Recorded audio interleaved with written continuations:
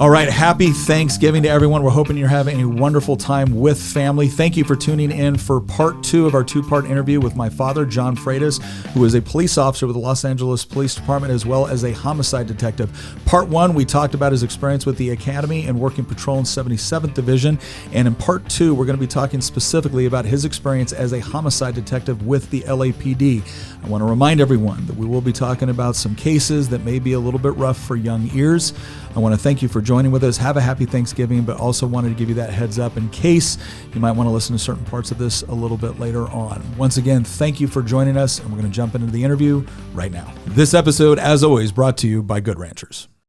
All right, so we had a good idea of what Rampart looks like overall. What's your... You get over to Rampart, you're a detective, but you're working robbery first. Correct. How did you get into homicide at Rampart? Well, one of my old partners from patrol made detective a few months before I did, and he went to Rampart, and he ended up at Rampart Homicide. And then I came up there, and he known that I had about 4.5, 5 years of homicide experience from South Bureau. And I said, yeah, I'd really like to get back into homicide. And they didn't have an opening right at that time, but he was talking to the boss about me. I had gone in and introduced myself to the boss. And about 6 months after I got there, a spot opened up, and the boss, Vito Cicoria, asked me if I was still interested in going, and I said yeah. And so they took me into the homicide unit there in June of '94, and I got in. I was assigned with a detective, Dennis Hall. And Dennis at that time had about 30 years on the job, and he was getting close to retirement. And he had just picked up a case right before I got there, and the victim was Asian, was Cambodian, and he was at a bus stop on Sunset Boulevard, and somebody drove by and shot him, and he died, and no witnesses. It was early in the morning. No witnesses. Only evidence at the scene was a single shell casing from a .45 automatic. And the kid had no gang ties that we could find. The victim. That was kind of a sad cultural case. I was looking. Denny had not been able to contact the family yet, and I helped him locate where the family lived, and they were from Cambodia. We found out what dialect they spoke, and we have an Asian crimes team downtown out of the administrative building. And I called them and I said, do you have anybody that speaks this dialect? And they said, yeah. So I gave them the family's phone number. I said, could you make arrangements, good time for them that we could come over and talk to them about this, see if they had any information. They said, sure. And they called back and gave us a time, and they were going to meet us over there.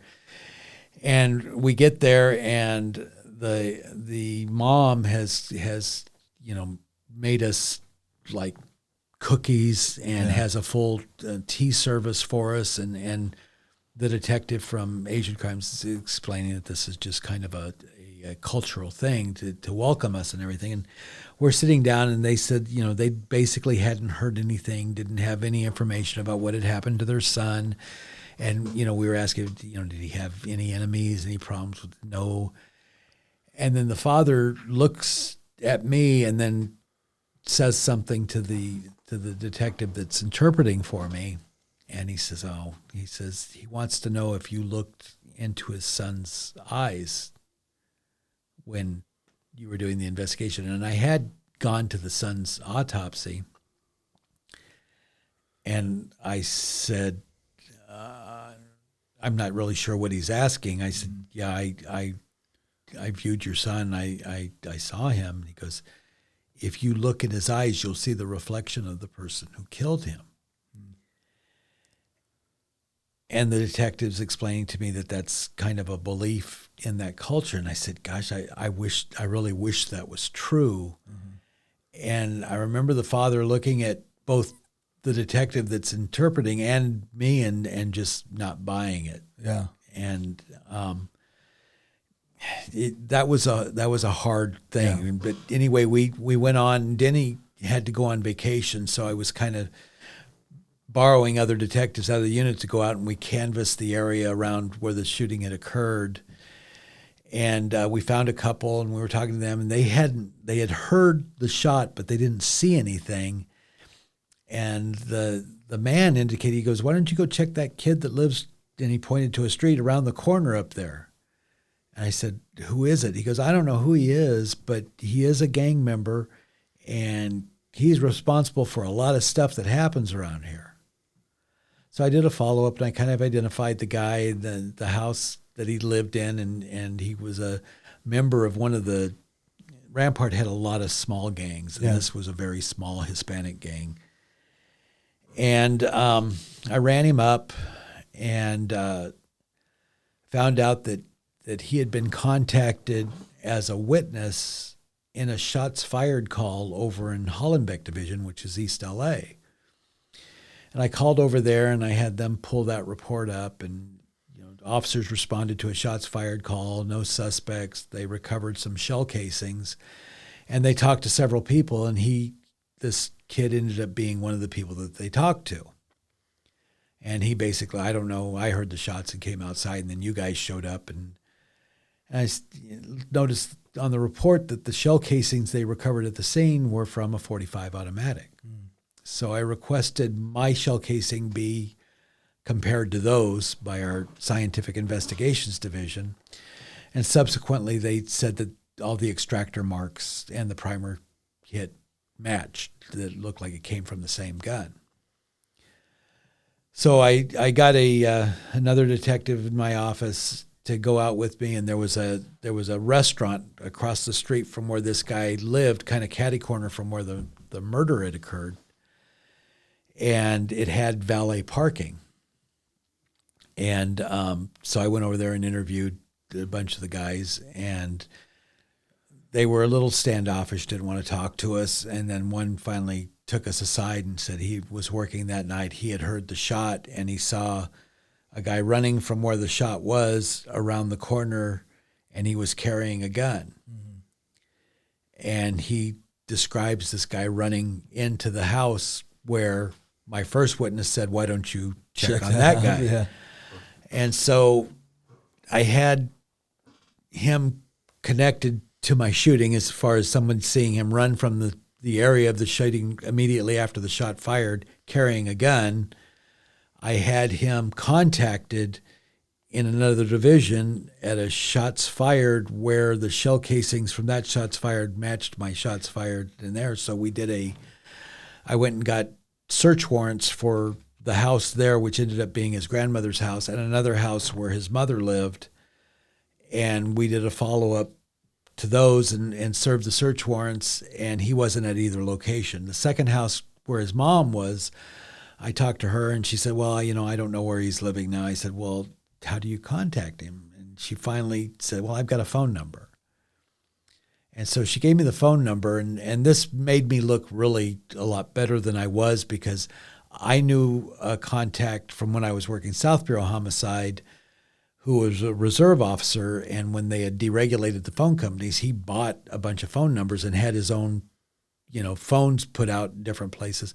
But he also knew a bunch of people that had bought phone numbers and stuff. So I called him up and I said, "If I give you a number, can you tell me where it's from?" And he goes, "Yeah." He goes, as long as I know who owns the prefix and stuff. So I gave him the, he goes, "Yeah, I know who owns that." 5 minutes later, he called me back, and it turns out the guy was actually, the phone number went to the address in Hollenbeck Division over in East LA where the original shots fired was. So I went over there, and sure enough, he was at the apartment, and I was able to arrest him and got back. And the family moved, so I never got to tell the family that we that we arrested the guy that had killed their son. But that, when we were talking about get off your ass and knock on doors, that was just, you can call it luck or, whatever, but I was knocking doors on all these houses, and then one guy said, "Why don't you check on this guy? He does everything in this neighborhood that's wrong." And one thing led to another, and we always used to say it's better to be lucky than good. And Did he get convicted? yeah. So let me kind of ask that too as a segue, because I know there's some other cases and whatnot. When I think there's, again, people kind of wonder what's the process for actually, you do all of this work and you still got to get a DA to file it. Oh, yeah. So like kind of briefly, what does that process look like once you've built your case? Well, at this time, once you built your case and you felt you had enough to present the case to a DA and you've made your arrest, you have basically 48 hours to file. You get everything together, you get all your reports together. At this time, and I don't know what the process is now, but the Los Angeles County DA's office, when you went to file a case, they required that you bring 5 copies of your case.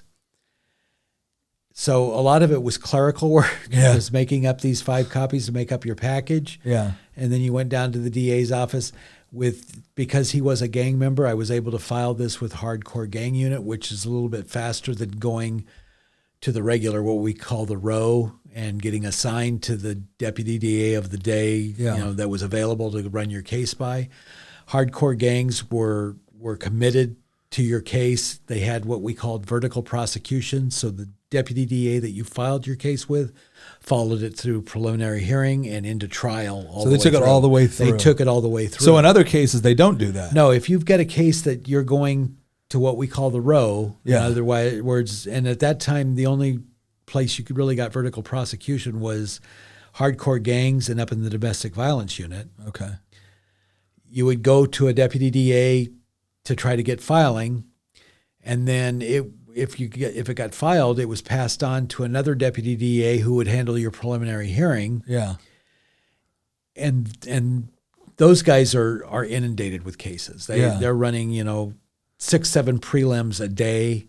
Is preliminary, is that to determine whether or not someone gets indicted or gets held to answer? If you go to a grand jury and a grand jury hands down an indictment, you basically skip over the preliminary hearing and you'll go directly to trial. Okay. Now, the thing between preliminary and hearing and trial, preliminary hearings usually happen relatively in close proximity to the time of arrest. Now, there are ways that defense attorneys may request more time to go through discovery. Yeah. And it may be continued a couple of times. I think some do it as a tactic. Yeah. Your witness gets tired of getting called in, but along the line, they did Prop 13, which allowed the detective to testify on behalf of the witness on the case, as long as you were only asking him questions that he had asked the witness. If they came up with something that you didn't ask, you couldn't, opine on it or give what your thoughts were. You were testifying on behalf of that witness. What's that? So you take it over. You take it over to a DA, and again, with gangs it's all vertical. But with this other one, you take it over to the DA. They say, we're gonna take file it. Then it gets assigned to somebody else. Right. And then what determines whether or not it goes grand jury or preliminary? The DA's office would, and that would happen at the filing time. What's the difference between a preliminary hearing and a grand jury? Well, the grand jury has to be convened, and it's a bunch of people, citizens of the community who have been selected to serve on the grand jury, and I think it's a year service. Okay. But it's a panel of them, and basically the prosecution comes in and gives their case. The defense really doesn't have a part in it. Okay. And then because they're just determining whether or not this goes forward. It's going to be held over for trial. Okay. So then, all right. So that's the grand jury preliminary hearing. Who's involved in that? The defense attorney, a defense attorney, a public defender, or a defense attorney, and the deputy DA that's handling the preliminary hearing. And it's very basic overview of your case, the evidence that you have. And then a judge decides. And then a judge decides if he's going to hold it over for trial. Okay. So what you're saying is that as long as it was domestic violence or gangs at that time, you'll have a different DA decide whether or not it gets filed. You'll have another DA go to prelim, and then after prelim, you'll have a different DA actually handle the trial.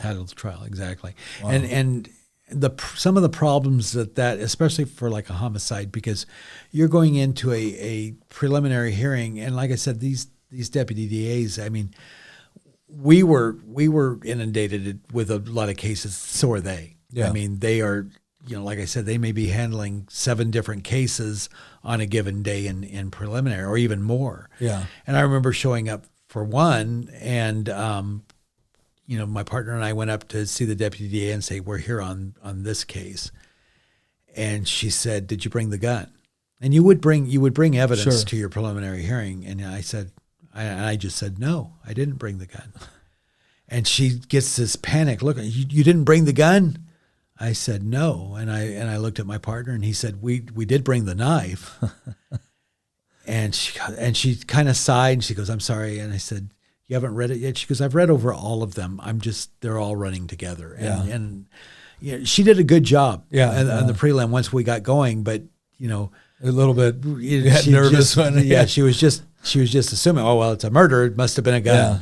Wait, let me ask you a question. Between a grand jury and a preliminary hearing, was there one that you as a detective preferred? Well, you didn't go to a lot of grand juries. Okay. Yeah, would I prefer that? Yeah, sure, because you just go in and basically the prosecution case. You're not cross-examined on everything. Yeah. I mean, the jurors can ask you questions. Yeah. But for them to convene a grand jury, they usually saved grand juries for something that was major, big. Okay. Or if there's like larger implications with respect to it. And so it wasn't something, I think I testified before the grand jury in my career twice. Okay. So was it preferable? Yeah, sure. It's just your case. Yeah. I don't know if people realize in California we have reciprocal discovery, so we have to give everything to the defense that we have in our case, but they also have to give us their witnesses and stuff, so we can do investigations that way. But no, it was the city council, which was kind of funny.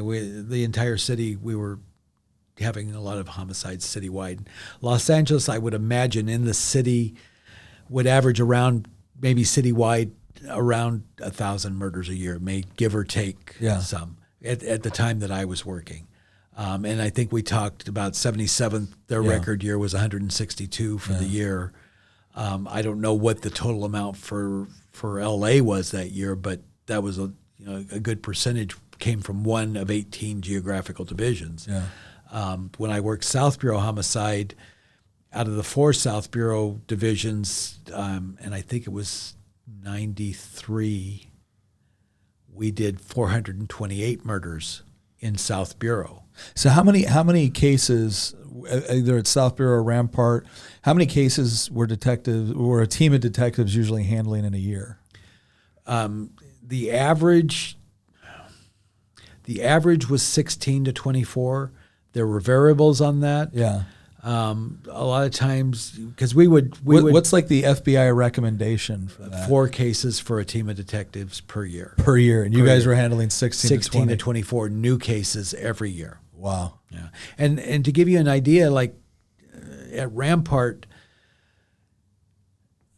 we were running, my partner and I were running about a 72% clearance rate. Yeah. So you think about, you're picking up those cases, but you're also following the cases that you've already cleared, that you've taken and gotten filings on, that are going to court. And the average on a murder trial from prelim to trial was about 2 years. Wow. And a lot of that was keeping track of your witnesses. Yeah.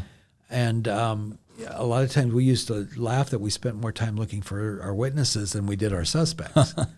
What was it like? What was it like preparing for and being on the stand when you've got like a defense attorney? Just because it seems a lot of people saw like the OJ trial, right, where essentially Cochran made the trial about the police rather than OJ, right? And what was it like having defense attorneys? Like, was that your experience? A lot of defense attorneys try to go after the police, or no? My experience is, I would say most defense attorneys are ethical, Yeah. and they try your case, and they test your evidence. That's what they're supposed Yeah, to do. sure. They're supposed to give a good defense and make sure that you did the things you were supposed to do.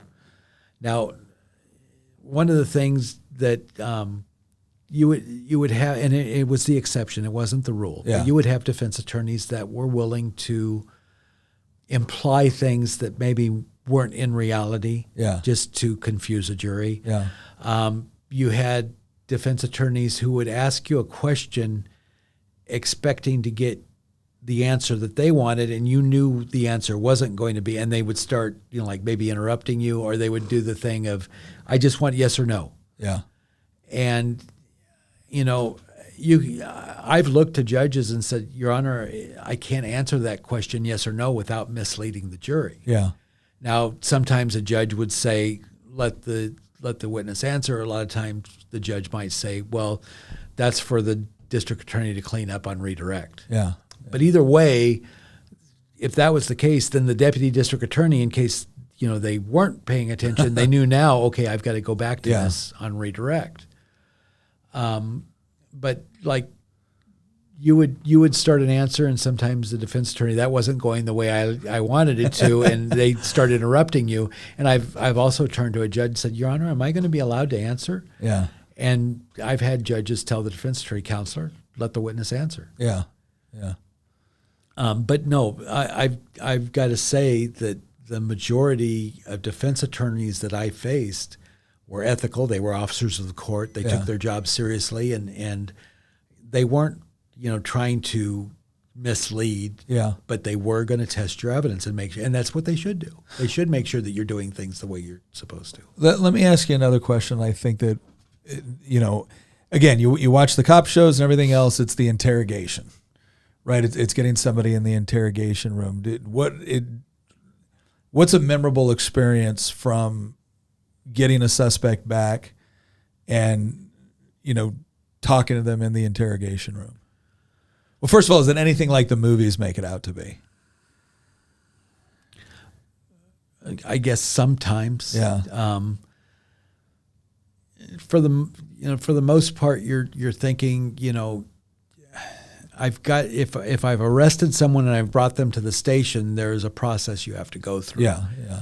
And you do advise them of their rights, their Miranda rights, and their answers determine, if you're going to be going further, or if, okay, that's it. We'll go ahead, and if you're arrested and I'm going to book you in, we'll go ahead and book you in, and then I'll take what I've got to the district attorney. How often was?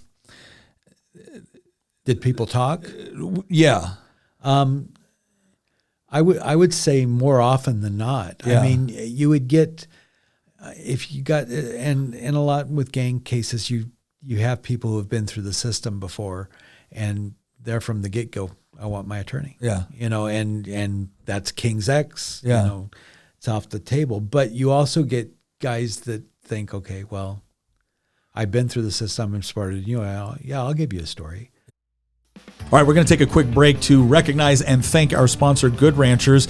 Black Friday is coming up, and Good Ranchers is letting you take advantage of their Black Friday deals right now. If you use promo code NICK, you're going to get $15 off of your order, plus free shipping, and for a savings of almost up to, I think it's $480, you get to choose which free meat you get with your subscription. That could be top sirloin, that could be chicken breast, that could be wild-caught salmon, and it can be bacon. Bacon, the superior meat, because you can wrap all of the meats with it. So go ahead and check out Good Ranchers. Use that promo code NICK. Plus, if you don't know what to get for that person that is impossible to shop for, Good Ranchers has got you covered. They now have gift boxes that you can order. Go check those out. Once again, thank you very much to goodranchers.com. Go check them out for all of your holiday season needs coming up right now with that Black Friday deal.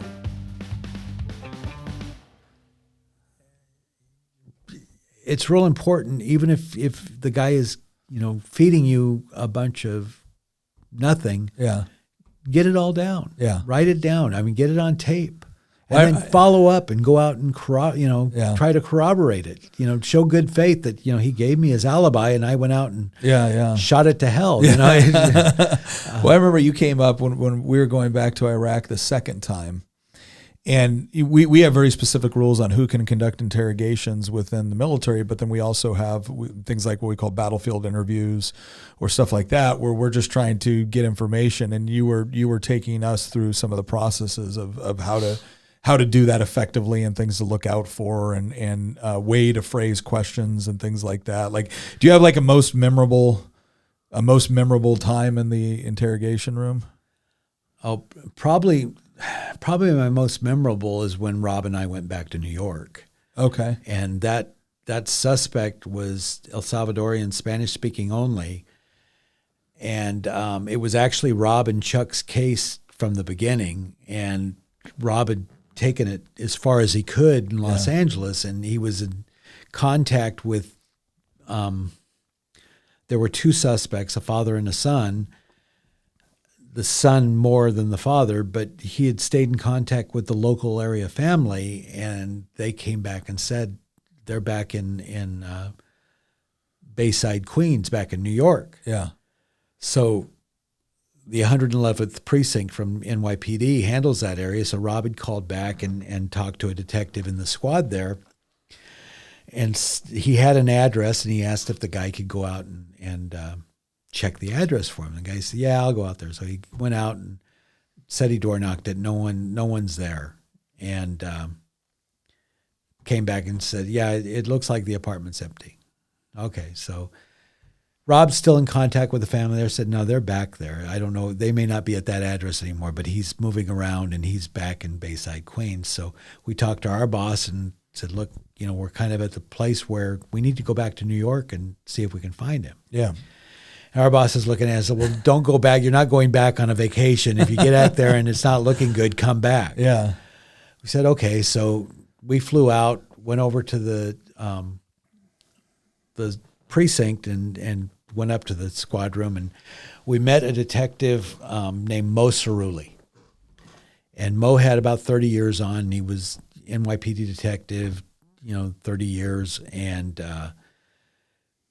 the guy that Rob had talked to on the phone wasn't in the precinct that day. And Mo goes, "Who'd you talk to?" And Rob told him. He said, "Oh." So Mo leaves us. He goes into the squad sergeant's office and comes out and guy John O'Hara. I mean, typical Irish, And he goes, "Hey guys," and he introduces himself. "Come on into my office." And Mo's telling me, what you did. You got, you had one of our guys go out to the address, and he said no one's there. And he goes, and he looks at Mo. He goes, "What do you got on this week?" He goes, "I don't have anything until." He goes, "I'm going to take you off call. You go. You want to help these guys?"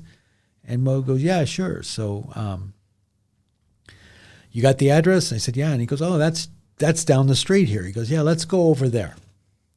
And we go, and the first thing we notice that there's an eviction notice on the window of the address in question, but there is a line of apartments down below that house. So Mo takes us canvassing, and we start knocking on doors. And I don't know if it's because everybody, and maybe it just be my ear, but everybody sounds the same in New York. Mo can talk to anybody. Yeah. And I mean, it was just kind of comical the way he, "Hi, I'm Detective Cerulli, New York City Police Department, and we're doing this, and we're looking for the people." And about the third door, we knocked on the door, and this lady answered, and she says, "Well, they used to babysit for me.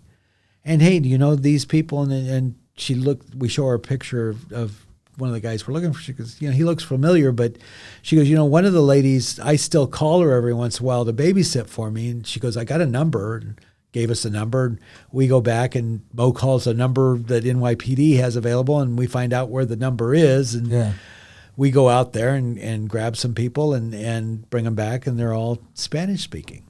And Mo doesn't speak Spanish and doesn't have anyone in the squad, so we grab a patrol officer. And this is what we were talking about, using interpreters. Yeah. And so we sit down with this patrol officer, and he's talking to this woman, and he asks her a question, and she comes back with a pretty significant answer. And he turns to me, and he says, "She said no." And I said, "I know what no is in Spanish. It's no." It's no. I said, can you tell me everything she's saying? And it goes on a little bit more, and his answers to us are a lot shorter than what she's saying to him. And I'm just kind of shaking my head. And I look over in the doorway, and the station janitor is in the doorway, and he's like motioning me to come over and talk to him. Yeah. And so I go over there, and he says, he's not telling you everything she's saying. And I'm kind of like, well, no kidding, you know? no fooling. Yeah. And he goes, and he says, these people are El Salvadorian. And I said, yeah. He goes, yeah, so am I. He goes, I know some of the people that she's talking about, and their family, they have an address out on the island. Yeah. And out on Long Island. So I go back in and kind of shut things down, and I tell Mo what the janitor had told me, and he goes, okay. He goes, he gave you the address? I said, he goes, yeah, you and John. He goes down and talks to the sergeant again, and he goes, I want you to get a Spanish-speaking detective. I don't want an interpreter. I want And he goes, okay. He goes, I'll call over to Queensboro Homicide, see who they can get. And I can see Mo's face kind of light up. And he says, okay. He goes, this should be good. He goes, you and John are going to run out to Long Island to check that address. Rob and I will stay here. Hopefully they're going to send the guy I want them to send. Well, it was a guy named George Sanchez. Yeah. So John and I run out to Long Island in his car, get the address, check the address. No one's there. Talk to a couple of people, and they don't know, if they're at work or what's going on. We head back, and George is coming in the door when we get back to the precinct house.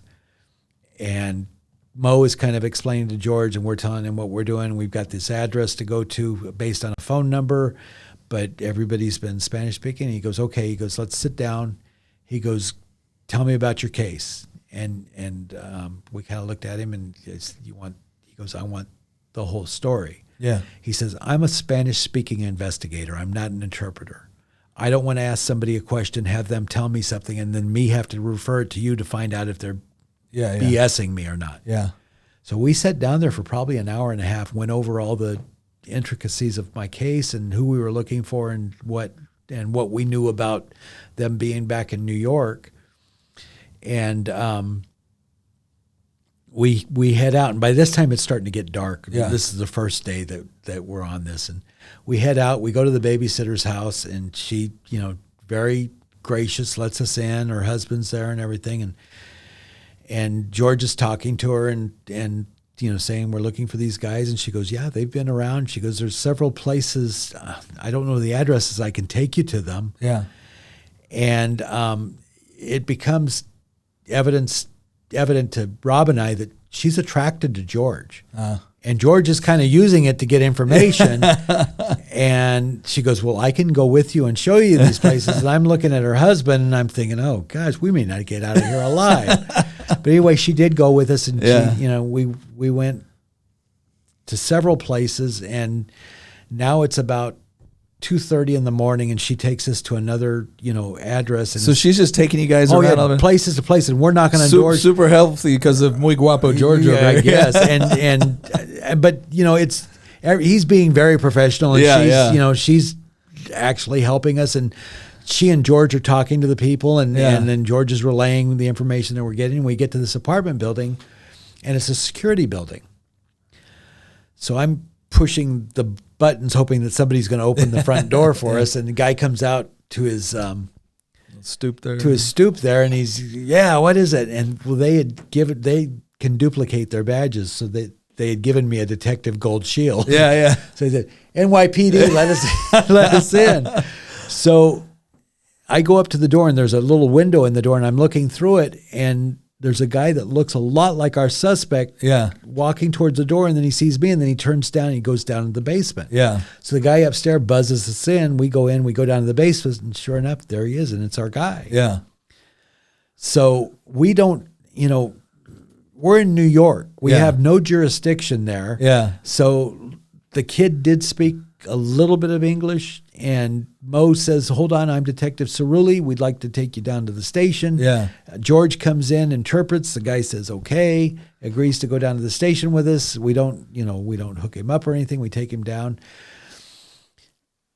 we get his mom to come in, and his mom sits in on this interview, and we start talking, and George is, talking to the kid, but he's also relaying what the kid is saying, and the kid is denying, he doesn't know anything about any of this, and going on, and George keeps with him, and we take a break and come out and let the mom and him get something to eat and get something to drink and everything. And George is saying, well, he says this, and I'm looking. I said, that's not it. And he goes, oh no, that was just round one.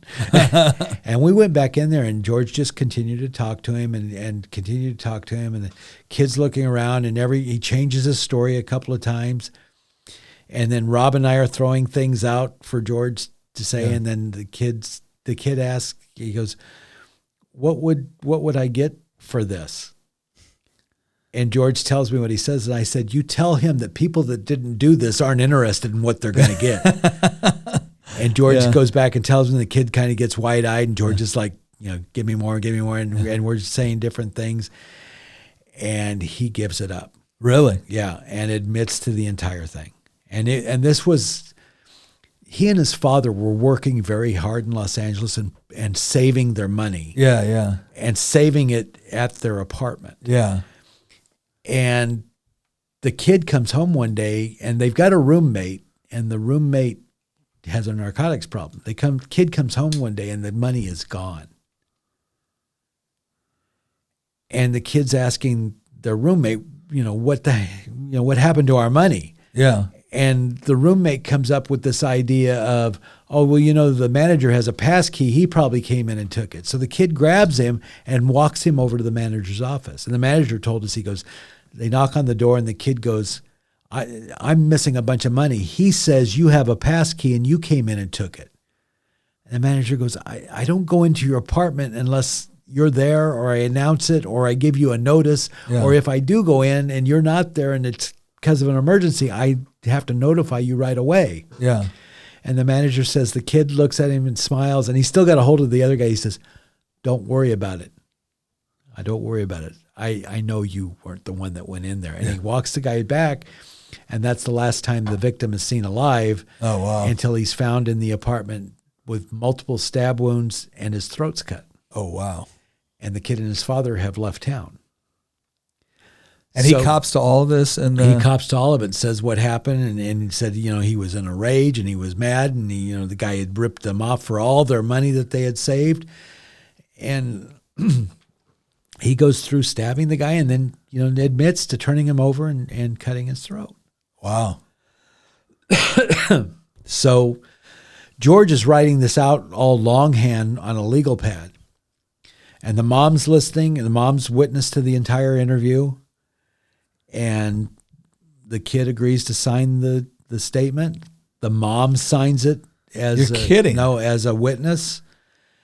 And so we called back to Los Angeles, talked to our boss, and said, "Yeah, Vito, we got him and brought him back, and he confessed." And we're like 48 hours into this from when we started and the initial stuff, and then when we find him, and then going through the interview and everything. And so I'm writing up the report right now. I need somebody to take it over to the RDA's office, file it, get a warrant, and then send us back the warrant. And then we've got to go over to Queensboro. They're going to house him at the jail here. And we've got to go over to Queens DA and do all that and figure out, if they're gonna ask him, if he wants to waive extradition and come back. Now, the one problem that we had is when we're talking to the mom, she had a lot of kids, and they were from El Salvador, where they didn't have birth certificates or anything like that, and we're trying to figure out the age of her son, and she said he's either 16 or 18. I'm not sure. Well, I told Mo, or the detective, we have to err on the side of caution. We have to treat him like a juvenile. So when I sent it back, they were going to take it to the juvenile DA and file it for juvenile court and everything. And Mo goes, okay, well, about this time, it's about 10:30 at night on the second day and everything. And Mo says, let me call my friend over at Queensboro DA. We can book him in at the Queens jail. Yeah. Because in New York, you commit a murder at 16, you're treated like an adult, and they will certify you down to juvenile court if there's some extenuating circumstances. Yeah. Where in California, we may try to certify you up to adult court based on the circumstances of the case. So he said, we can book him here in our adult jail. Okay. So Mo makes a call, says, yeah, he's going to meet us over at the Queen's office. He said he should be there by about midnight. So we drive down. Mo calls, and each borough has its own district attorney. Okay. The guy that Mo calls is the district attorney for Queensboro. Oh, really? Yeah. It took him away from a dinner that he was at with like the mayor and the other DAs. Yeah. And the guy, Mo Cerulli needs me. I'll be right there. So we walk in, and older gentleman, very gracious, and he goes, yeah, Mo, I was with the mayor, and what do you guys got? And we explain it to him, and he says, okay. And he says, and you guys have to treat him as a juvenile. And I said, yeah. I said, okay. He says, I'll put this on the docket at this court for tomorrow. We'll come in, we'll explain to the judge what we've got. The judge will ask him if he wants to waive extradition. As long as he waives extradition, you're good to go. We'll house him until you get your return flight, and then, you guys are good. And he goes, now, if he refuses to waive extradition, since you guys are handling him as a juvenile, I'll take him over to juvenile court where he doesn't get the right to waive or deny extradition, and we'll give him to you that way. Okay. Yeah. And he says, and that he goes, And you guys get him back to LA? Yeah. No, the next day we show up at the court. Yeah. And I know you don't know what our calendar courts were like in Los Angeles, but they were a big room, and there might be 100 people in that room. Yeah. And that's what this court's like. But in New York, everybody's allowed to speak no matter what part of the trial or hearing is going on. Everyone's allowed to talk. So everyone in the galley is talking. And the DA comes out, and then the judge takes the stand, and there's a public defender that's been assigned to handle our guy through this hearing. And the judge makes comment that the Queensboro DA is the DA that's standing up there. He goes, well, I haven't seen you in the court for a long time. He goes, yeah, Your Honor.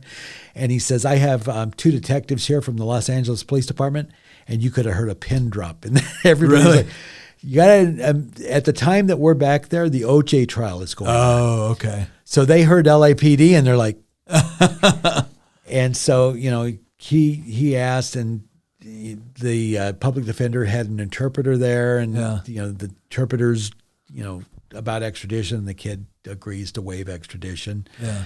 And they said, okay. He said, we're going to house him. You detectives have to arrange for some travel, I understand. Went to the defense attorney. Do you have anything else? And you know how you stereotype somebody? Younger woman, stockings and Birkenstocks, round glasses, and I stereotypically made her, okay, she's not going to be a fan of the police. And she said, I just want the officers to know that, although I'm not going to be counsel in Los Angeles, he does have counsel. If they have any more questions for him, that he's under attorney's advice not to answer any more questions. And I understood she meant the case, but yeah. And the judge says, detectives, do you understand that? And I said, yeah. So we all went back into the lockup with him, and she went back there with her interpreter. And when we went through the door, she completely changed, and she was just all nice. She goes, do you guys need me to ask him anything for the travels? And I said, well, just, explain to him that we're going to arrange for our flight. Hopefully it'll be tomorrow, the next day at the latest. Yeah. It's a long flight. Is there anything that he can't eat or drink, or that we need to stay away from? And she had her interpreter, and she goes, nope. She says he's fine with whatever they have, and he understands, and he'll be with you. And anything else? I said, no, thanks. It's just as nice as everybody, just nice. So did he get second degree? No, he got first degree murder. Oh, really? Yeah, because he walked her over and then walked him back. And just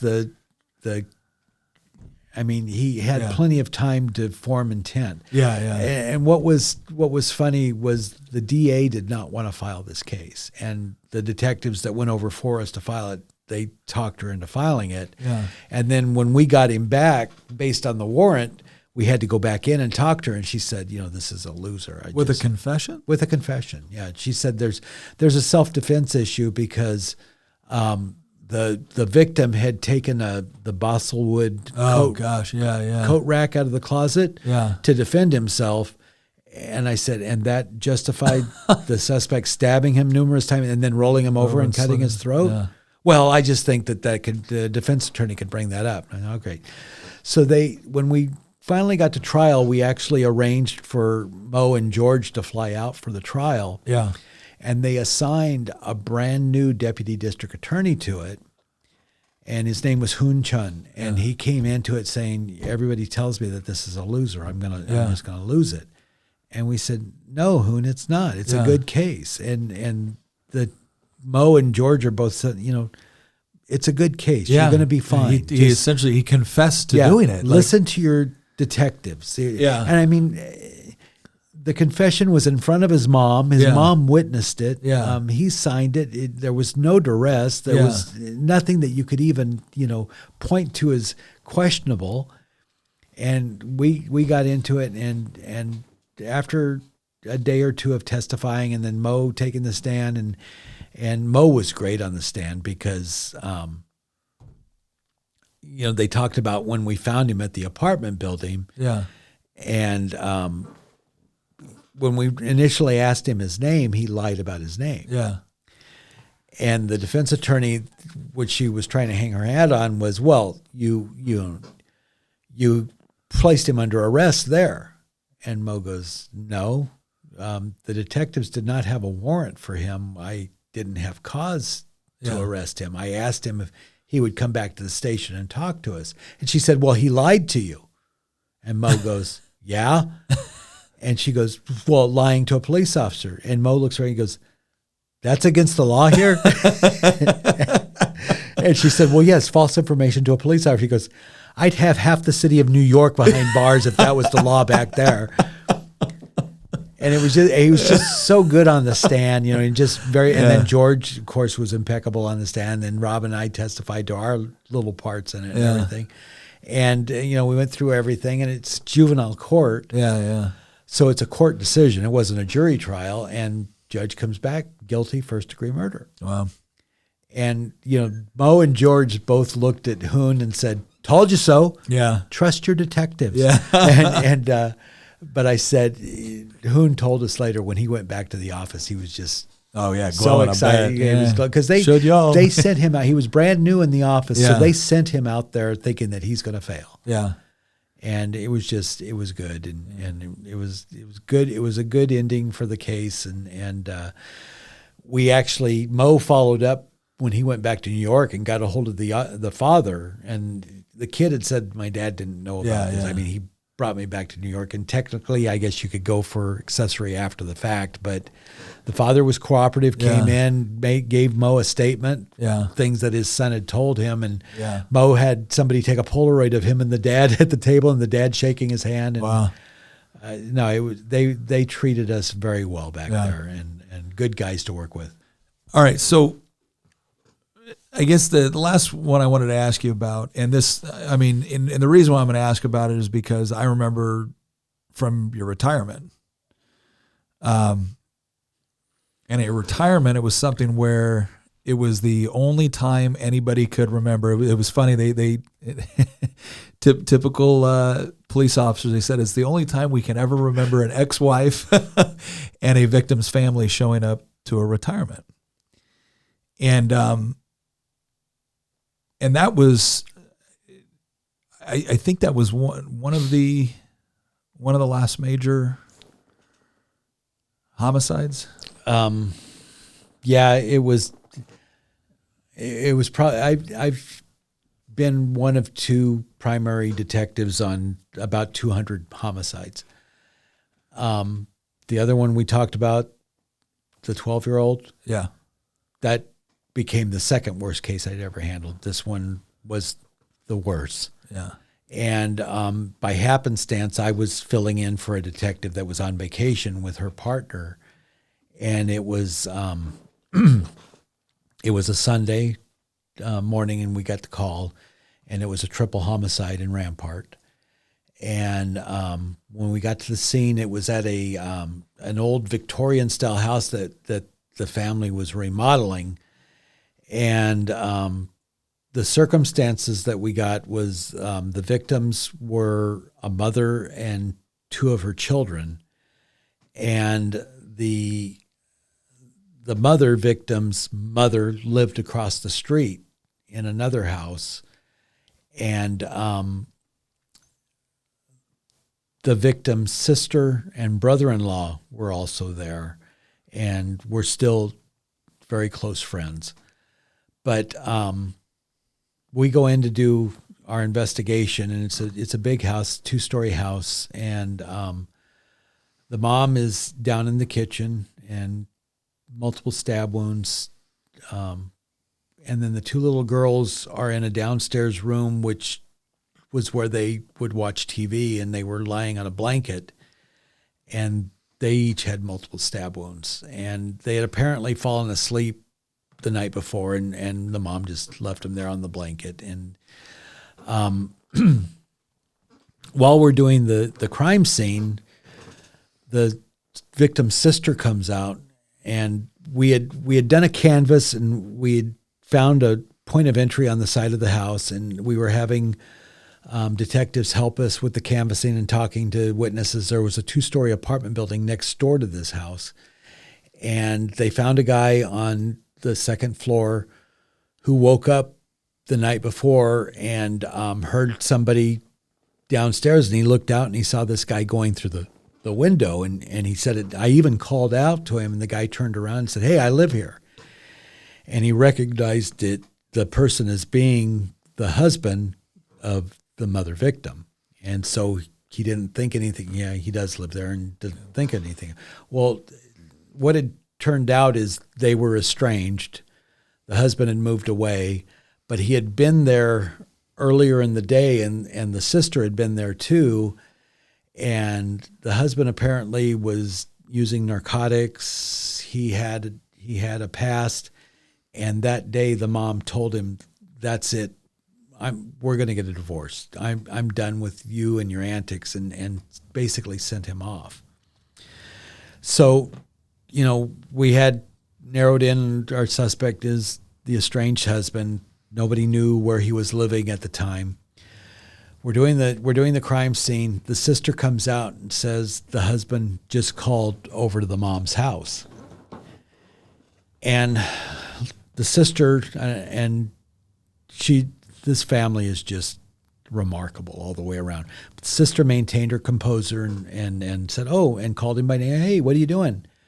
And he says, "Oh, nothing. You're over at Mom's house." She goes, "Yeah, I'm visiting over here." And she just acted like, nothing had happened. And "What are you doing?" And he said, "Well, I've got Melanie. We're going to go to Colorado and see my mom." And she goes, "Oh, that's cool. If you get a chance, bring Melanie by so I can say goodbye." And this Melanie was the third daughter? The third daughter from the house. So they come out and tell me that he'd called. So I tell the detective I'm working with, I'm going to call Detective Headquarters Division and have them put a trap on their phone just in case in this circumstance we can do that. And in case he calls back, see if we can get a location on him. Well, the sister's husband came out, and he's standing in the street, and I'm in the car, and I'm on the radio talking to, Detective Headquarters Division on a tactical frequency and asking them to put a trap on this number. We're doing a homicide investigation. We have an outstanding victim, female victim, possibly kidnapped. We need to find out where this guy's calling from. And while they're doing that, I look up at the husband, and he's looking down the street, and he says, "There he is." And I get out of the car, and he's pointing to this white car that is now stopped way at the far end of the block next to a park that's there. And I can see the guy get out, and he goes around, and he picks up the little girl out of the passenger side, and he starts to walk into the park. Now, you've got to imagine this scene in front of the house is a big van from Scientific Investigations, a bunch of black and whites, yellow crime scene tape, and a bunch of detective personnel standing around. So I tell one of the patrol officers, said, get in your car, go around to Toberman Park and cut off. And I take off running after the guy. Vito takes off after me, and I get to the park, and it's a Sunday afternoon by this time, and it's full of families. There's like 3 or 4 soccer games going on. And the only thing that saved me was everybody there was about my height or less, and the father is about 6'3". So I can see him, and he's still carrying the little girl. So I take off running through the soccer games, and Vito's following me. And I get to him, and he finally stops, and he turns around, and I said, and I was at low ready, and I said, put her down. Well, unbeknownst to me, the brother-in-law had also followed us. So when he put her down, she ran to the brother-in-law, and he grabbed her and hugged her and walked her away. I took the suspect into custody. Black and White came around, and I patted him down and everything, and I put him in the backseat of the car. And I told the 2 officers, I said, take him back to Rampart, put him in an interview room, get his clothes from him, give him something to wear, I don't care what it is, get his clothes from him, put him in paper bags, separate them from each other. Don't say anything to him, don't advise him of his rights. If he needs to go to the bathroom or anything, go with him, watch him, write down anything he says. So they take him, and we go back, and Ron, the partner I'm working, is still working the crime scene. We end up, when we get back, the sister tells me that there's what looks like blood on the little girl. She's still in her nightgown. It looked like blood. I said, do you have something to put her in that we can collect that from you? And so they collected that and gave that to the SID personnel that was there to book into evidence and test later. And, we went back and finished our crime scene investigation, and we were probably there. We got there probably about 10 or 11 in the morning. We finished up the crime scene about 9 o'clock that night. And I remember saying to Ron, when we get back to the station, I said, I'll bet you anything he's asleep. He goes, you think so? I said, yeah. He didn't say anything. He didn't ask anything. He pulled up on the street where he knows his wife and kids live, and there's a bunch of police vehicles and crime scene tape and everything else. And when I stopped him and went to hook him up, he didn't say, what's going on at my house? Where are my kids? Where's my wife? I said, he's sleeping because he knows why he's there. He doesn't care. And we walked in, looked in the interview room. Sure enough, he's asleep on the table. And we went in to interview him, and he wasn't going to say anything. And during the thing, Ron said something, and I thought about it later, and you could construe it to like there was a survivor. And he got this look on his face, and neither one of us caught it at the time. And then we just went on, and he invoked his rights, and we shut down the interview right then. And then when I'm thinking back on it, I told Ron, I said, when you said this, and this, he got a look on his face like he was a little bit panicked, and we should have gone with that one of them survived. But, we didn't catch it in time. And come to find out, we're still working on the crime scene or on the reports and everything the next morning. We had booked him in, and I get a call from an LA County Sheriff's detective, and apparently, because of the nature of the case, it being a woman and 2 children, and it was a 3-year-old and a 6-year-old, and they named the suspect, the victim's husband, they named him. This detective calls, and he says, so you've got so-and-so? And I said, yeah. He goes, I'm getting together the reports. He goes, he did a murder here in East L.A., and it had been he was a juvenile when it happened, and it was a gang murder. And he said, he was prosecuted and convicted, went to juvenile hall and aged out at 25. And come to find out, when he aged out, he was placed in a halfway house that was up the street from where his future wife lived. And they met and ended up married and had 3 children. The reason he came back, in my opinion, he had taken one of the daughters with him. And I think when he called and the sister answered the phone and she was acting like nothing happened, he thought, that'll be my alibi. I'll come back over, let everyone say goodbye to Melanie, and then we'll go inside and, oh my God, somebody broke into the house and murdered my family.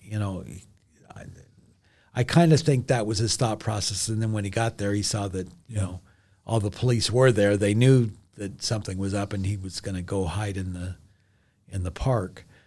That case took 2 years to get to trial. It was a capital case because of the multiple murders and his prior murder conviction.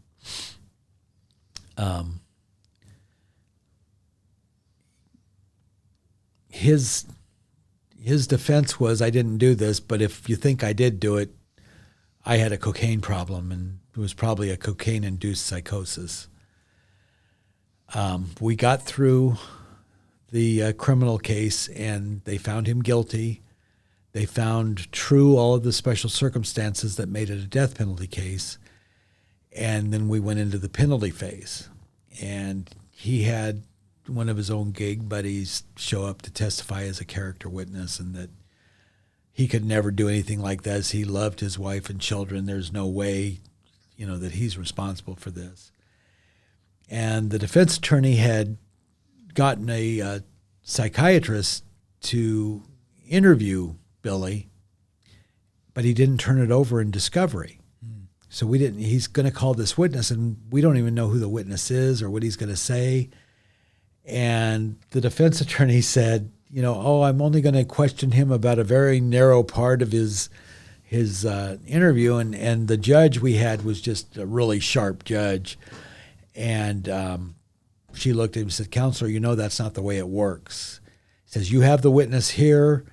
Turn over a copy of the doctor's report." So he hands it to the deputy DA. I'm sitting in as the investigating officer. The deputy DA hands it over to me and says, "I'm going to listen to his direct examination. You read it and see if, what I need to address." So the two little girls had multiple stab wounds. The only person that had any defense wound was the 3-year-old. And you sit there as a detective, and you're going on, and you're trying to, why would that be? And we talked to the family, and they said, well, she could be a little scrappy little girl, and so we're thinking, okay, he came in and maybe he, went to the older girl first and stabbed her first because she was older, and then the little girl woke up and maybe just saw a big shadow and jumped on him, and that's how she ended up with a cut on her hand before she was murdered. So anyway, I'm reading through this doctor's report, and on the second time he interviewed the suspect admitted to the murders and went in great detail about how they happened. That he broke in through the side window. There was a phone in the kitchen that he disabled. He basically pulled the line out of the wall. That he went upstairs, and that the mom and the daughter that he ended up taking with him were asleep in the bed. So he wakes up the mom, leaves that daughter in the bed, brings the mom down to the kitchen, and she was saying something to him, and he grabbed a knife out of the butcher block in the kitchen, grabbed her around the throat, and stabbed her in the back, took her down, stabbed her several more times. Said that as he took her down, she called his name and said, "The children." And then his statement to the doctor was, "I knew that meant she wanted me to kill the kids." So I went into the downstairs room where the two, and she goes, "I stabbed the older one, and then I stabbed the younger one." And I was walking out the door, and I could hear the younger one still crying. So I went back in and I stabbed her some more. Well, he hid the knife in the trash can in the kitchen, and we found that during the crime scene. So the defense attorney hasn't gone into any of this during his direct examination. But he did have the doctor talk that his opinion was that the defendant did have a cocaine-induced psychosis. Now, this doctor that the defense attorney chose to do this He's a very reputable doctor. He's used by the prosecution as much as he's used by the defense. He's a very straight shooter. He tells the truth. He gives you his opinion, but he does not, embellish. He's not like, oh, you hired me, I'm only going to be for you. So they're finishing up, and they give us a couple of minutes because, we've just been given the discovery, and I'm telling Sherry, he confesses on their second interview, and I have her read it, and she's just, we're both incredulous because it's great detail. So she says, okay, I'm ready. So she goes into her cross-examination of the doctor, and she says, Dr. So-and-so, you've testified that you believe that he had a cocaine-induced psychosis. And he says, yes, that's correct. He goes, do you think that would lessen his ability to know the wrongfulness of his act or that what he was doing was criminal? And he goes, oh, no, not at all.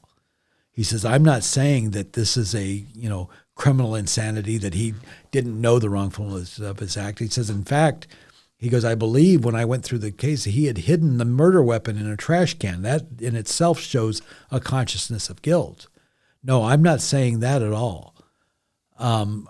She says, in fact, on your second interview with the defendant, he admitted to doing these murders, didn't he? He said, yes. She said, can you go through that? And he read that off in front of the jury. And while he's reading it off, the guy that had been his character witness was in the back row of the gallery, and he'd been mad dogging me throughout. And so I just turned around and just stared at him while the doctor's reading his buddy's confession of murdering his wife and 2 kids. So that was the penalty phase. They came back and they gave him life without parole. They would not give him the death penalty. And there was one person on the jury. The judge, of course, thanks the jury for their service and then invites them back in the chambers and said, thank you for your service. The attorneys may want to talk to you and get your feelings on how the case went, why you decided to make the decision that you did. Is there anything that they could have done differently? And the jurors come out of the judge's chambers, and they all ran over to the defense attorney and congratulated him on, what he did. And the reason that they decided life without parole would be better because the doctor had said that since he'd been in custody and away from using drugs, he was probably showing signs of some recovery. And he's going to realize what he did and have to live with that the rest of his life. Well, I knew him from investigating this. He knew what he did. He didn't care. He smiled when they gave him life without. One juror came over to us, and it was an older gentleman that was in there. And I noticed when I was testifying, because I testified about the crime scene, I got a lot of kids. There was a couple of times when I choked up. I didn't cry because I'm a man. But no, I choked up. It was a hard case for me. It was a hard case for everybody that came to the scene that day. We all talked about it. We all went home and looked at our kids. Yeah. But that man came over to the deputy, and he looked at me and my partner, and he said, what would have happened if I had hung on the penalty phase? I said, we would have redone the penalty phase. He goes, I wish I'd known that. He said, these people from the get-go, from the start of deliberation, were looking for some reason not to give him the death penalty. And he said, I'm flabbergasted after listening to that trial and hearing what happened and what he did to those little children. And I said, he'll never get out. He'll die in prison, but he's been able to move several times. At one time, they moved him to a prison that was actually closer to a family member. And I remember one of the family members calling me and saying, John, I've got a gravesite to go visit. Mm-hmm. He gets to be visited by his sister. You said at one point, though, he did get visited by somebody in prison. Well, no, not in prison, at county jail. Yeah. Apparently, when he got arrested, and like I said, it did make the news, and not a lot of cases like that made the news, but because of the children involved. And he called his fellow gang members from East LA, and he wanted protection while he was in the county jail. And they basically said no. Yeah. And they even called, the family of the victims and said, we want you to know he's asked and we're not doing anything for him. And when he came to preliminary hearing the first time, he had most of his teeth knocked out. He had been beaten pretty badly in jail, and they were having to move him into protective custody and stuff. Preliminary hearing was interesting, too. We talked about interpreters. Yeah. The officers are the two detectives that found the eyewitness that saw him going through the side window. Yeah.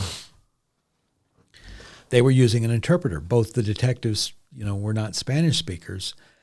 And so we had that witness come to court, and he's on the stand, and we've got a court interpreter there. And, our deputy DA is asking him questions about, and he's talking about earlier in the day. And he said, well, earlier in the day, I had seen the man at the house, and he went to this box on the side of the house, and he was doing something there. And we didn't know what it was. And he said, and then I recognized him again that night when I saw him go through the window. And this guy felt horrible that he didn't call the police when he saw him going through the window. But he said, I'm thinking it's the husband, it's the father. He's just, locked out or whatever. And, but I went back over his statement, and I'm watching, and you can see he was going in chronological order, and he was going to talk about seeing the guy go to the box during the day, earlier in the day. And one of the detectives said, well, going back to this here, and rerouted the conversation, so that never came out. So I told Sherry, I'm going to go back over and see what the box is that he's talking about. Well, it was a phone line. And I talked to the family, and they said, well, yeah, there's a separate phone line upstairs in Monica's room. He went over that afternoon and disabled the phone line. So I came out and had photos taken of all that and let Sherry know, and wrote up a report and gave that to the defense and everything. And it was kind of interesting. The public defender he had at prelim had handled a couple of high-profile L.A. cases. She was pretty well known in the L.A. area. I can't think of her name now to save my life. But she conflicted out of this case. And you could tell at prelim she didn't like him. Yeah. And she didn't like the case, and she'd found that she had handled a case of another gang member from that gang, and I've conflicted out. And the poor guy that ended up with the case from the alternate public defender, his wife worked the DA's office as a deputy DA out of the domestic violence unit where we filed this case. Yeah. And so when she found out he was handling it, life at home was not happy for him. Yeah. And he's, what am I going to do? I've been assigned this case. And the case went on, the trial went on with continuances for 2 years. And then part of that time, he got sick and actually developed a flesh-eating disease. Oh, and almost died. Yeah. And we had to continue for that when he recovered and came back. So this case was not a great case. He did, I think once he saw the report from the psychiatrist, his goal in the case was to save the guy's life. Well, let me save him from death penalty. Let me ask you one question on that. When did the interview with the psychiatrist take place before he was found guilty of murder? Oh, yeah. So way before. Before we got to trial. So wait a second. So that the defense attorney was holding on to evidence that his client did not turn over, that he did not turn over. Yeah. What happened? And nothing happened to him for that? No. Shouldn't that be disbarred? I don't know if disbarred, but he knows reciprocal discovery in California. He's supposed to turn everything over of the witnesses he's going to call. And like I said, when he made the play in court, the judge told him that's not the way this goes and forced him to give. But did the DA file a bar complaint or anything? Not that I know of. Wow. Well, I guess I'll. So roughly 20 years with LAPD because. Yeah, well, after Rampart, I was taken up to robbery and homicide division. I was literally there for 4 minutes, 4 months, and then I got sick, and it took about 2.5 a little. I had over 20 when they finally said, we're retiring you, and then they made it retroactive. So it was actually at 19 and a half years. Yeah. But yeah. No. What was the best part of being a cop? It was my dream job. I mean, it was my dream job. I mean, working with people and working people that I got to work with. I mean, to this day, I'm still in contact with some of them, and in contact with some of them because another friend of mine, Vic, has a morning. He'll make up these funnies that he does and sends them to us, and then we all respond to them and talk back and forth. But just guys that I looked up to and idolized. Greg Beelman, Leonard Mora, guys like that, and then other guys that I worked with when they were younger policemen, and then of course Vic and Carlos. They were both at South Bureau Homicide with me and at 77th, and just guys that I looked up to as being stellar cops. And what was the worst part? The Maynard case was the worst part. Did you do it all again?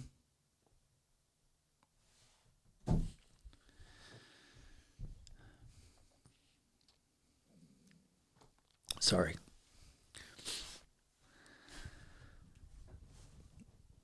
All right. Well, thank you. Thank you. All right, well, everybody, thank you very much for watching. We know we did a little bit different here with the Part 1 and Part 2 series. We know a lot of people got long drives, a lot of travel during this week. We hope everyone has a wonderful Thanksgiving with their family, a wonderful holiday season. Thank you very much, as always, for tuning in, for listening, for watching. We really appreciate it. We wish nothing but the best for you and your family for this holiday season. So happy Thanksgiving. And thanks again, Dad. Thank you. This episode, as always, brought to you by Good Ranchers.